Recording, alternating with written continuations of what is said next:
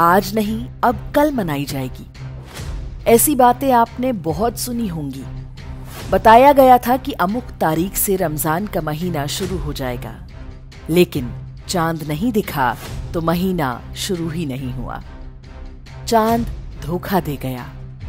फिर नोटिस निकाल कर बताया कि अब 2 दिन बाद रोजे शुरू होंगे। ये हालत है उस मजहब की जो स्वयं को सबसे नया और आधुनिक बताता है।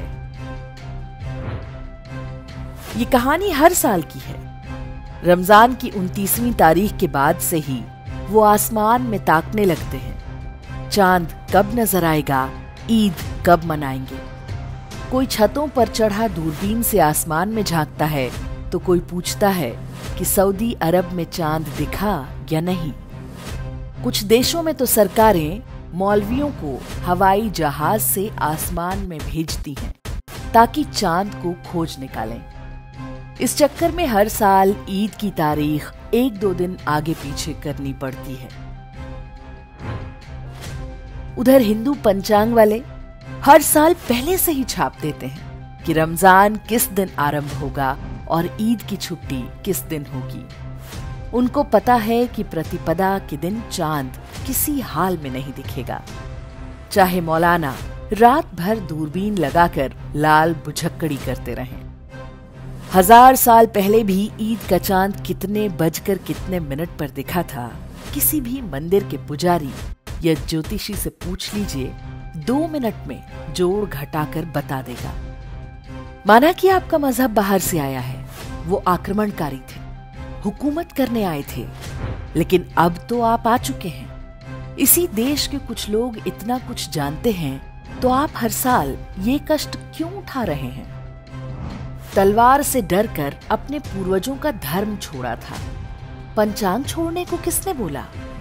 अब छोड़ ही दिया है तो क्यों न रमजान और ईद का मुहूर्त हर साल किसी पंडित से निकलवा लिया जाए। इससे गंगा जमुनी तहजीब भी मजबूत होगी और साइंस के जमाने में जहालत की इस सालाना नुमाइश से भी बच जाएंगे। वैसे गलती आपकी नहीं है, गलती उन अरबी कबीलों की है जिन्होंने ऐसा अवैज्ञानिक मजहब बनाया। तलवार के दम पर फैला तो लिया, लेकिन अक्ल कहां से लाते? वो कहते हैं कि सारा ज्ञान एक ही किताब में है और उस किताब में लिखा है कि धरती चपटी है। अब जिनकी धरती ही चपटी है उनको कैसे पता चलेगा कि चांद कब उगेगा और सूरज कब निकलेगा? लेकिन आपको किसने रोका है?